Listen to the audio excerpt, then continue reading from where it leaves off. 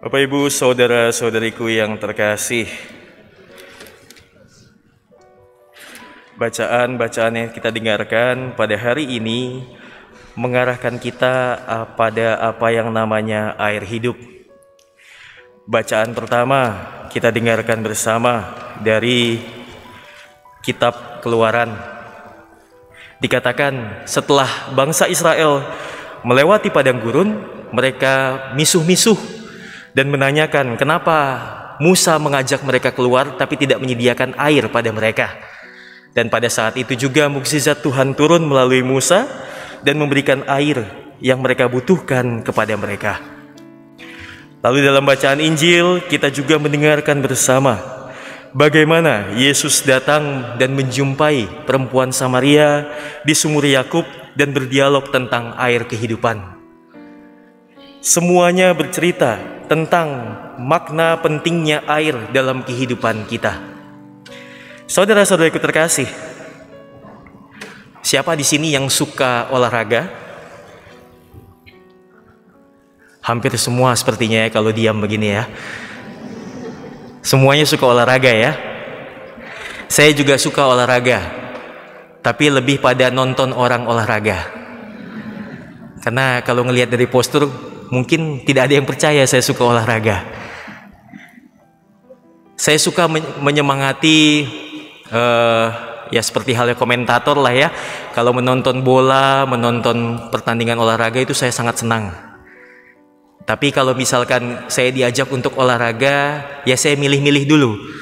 Jangan sampai olahraganya buat saya capek. Loh kok mana ada olahraga yang gak buat capek ya. Tapi saudara-saudara terkasih, yang ingin saya sampaikan adalah kalau kita berolahraga, kalau kita menjadi pelaku olahraga, berarti kita akrab dengan apa yang namanya sering kehausan, sering membutuhkan air, dan jangan sampai kita dehidrasi. Seringkali yang kita butuhkan itu air, dan air di sini yang kita cari ketika kita selesai olahraga, apakah air mineral atau air yang manis? Saya nanya loh. Yang kita butuhkan air mineral atau air yang manis? Mineral. Masa adik-adik biasanya belinya ini yang manis-manis, dikasih air putih udah biasa, Romo nggak mau yang itu, mau yang berwarna. Nah, saudara-saudara terkasih, ketika kita berolahraga pasti yang kita butuhkan adalah air mineral untuk menghilangkan dahaga kita, dan bukan malah mengambil air yang berisikan pemanis dan juga lain sebagainya yang kalau kita konsumsi malahan membuat kita makin haus. Nah, inilah saudara-saudara terkasih kaitan dengan apa yang kita dengarkan bersama hari ini. Manakah air kehidupan yang kita butuhkan itu? Apakah air itu sebagai sebuah kebutuhan atau sebagai alat pemuas keinginan kita? Kalau ketika kita selesai olahraga yang kita butuhkan adalah air mineral, tapi seringkali keinginan-keinginan kita membuat kita ingin lebih daripada itu.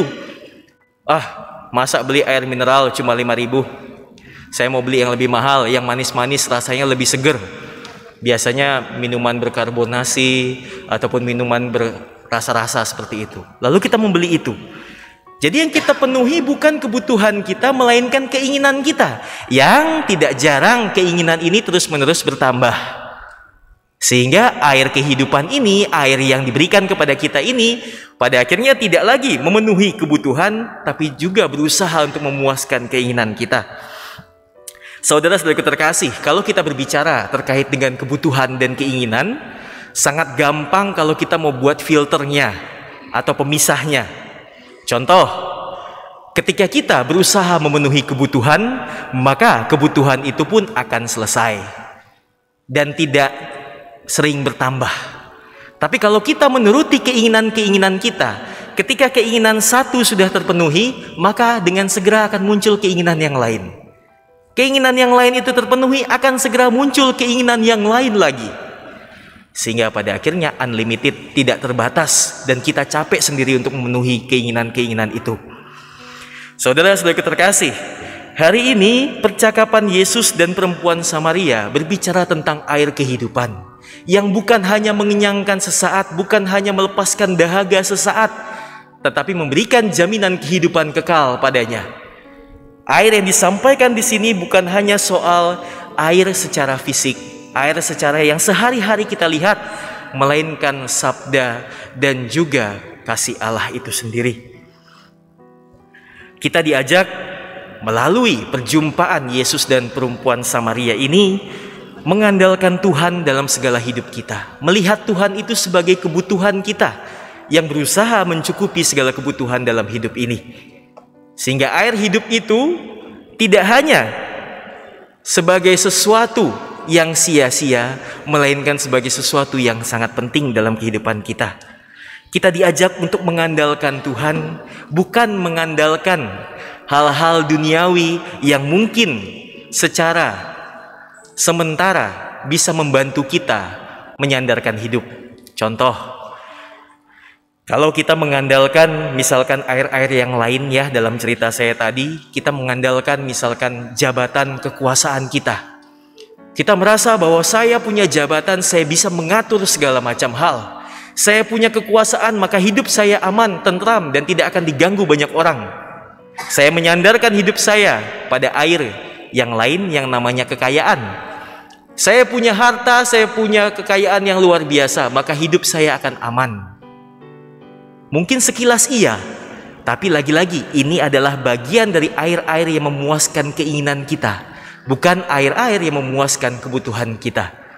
Maka semuanya akan mengarahkan kita pada hidup yang semu. Kita diajak untuk mengandalkan Tuhan yang menawarkan air kehidupan yang membawa kita kepada kehidupan kekal. Saudara-saudariku terkasih, semoga pada hari ini bacaan-bacaan yang kita dengarkan, sabda-sabda Kristus yang kita dengarkan bersama, membawa kita pada pertobatan, membawa kita pada kesadaran kalau kita masih mengandalkan air-air yang lain itu yang mengarahkan kita hanya pada keinginan, maka saatnya lah kita juga melihat air mana yang mampu mengarahkan kita pada pemuasan kebutuhan kita. Air kehidupan mana yang kita cari dalam kehidupan kita. Maka kalau kita sudah mendengarkan ini semua, seperti halnya referen pada Mazmur tadi, pada hari ini kalau kamu mendengarkan suaranya, janganlah bertegar hati. Kalau kita sudah mendengarkan suaranya melalui sabda Kristus yang disampaikan kepada kita, maka seyokyalah dalam hari Minggu Prapaskah ketiga ini, mari kita bersama-sama membuka hati kita, membuka diri kita untuk dapat diubah oleh Tuhan. Sehingga pada akhirnya kita tidak lagi mengedepankan ego kita tidak lagi seperti halnya orang yang tidak mau ditegur, orang yang tidak mau berubah, melainkan menjadi pribadi-pribadi yang senantiasa memperbaharui diri dengan air kehidupan yang Tuhan berikan kepada kita. Saudara-saudariku terkasih, hidup kita memang adalah sebuah perjuangan yang terus-menerus, dan tidak pernah ada perjuangan yang tanpa rasa lelah. Begitu juga mustahil hidup tanpa adanya masalah. Tugas kita hanyalah mengusahakan yang terbaik, sisanya kita berserah pada Sang Sumber air hidup, Tuhan kita Yesus Kristus. Semoga melalui bacaan-bacaan yang kita dengarkan ini, kita tidak bertegar hati, dan juga kita menjadi tahu kepada siapa kita akan berharap. Tuhan memberkati kita semuanya.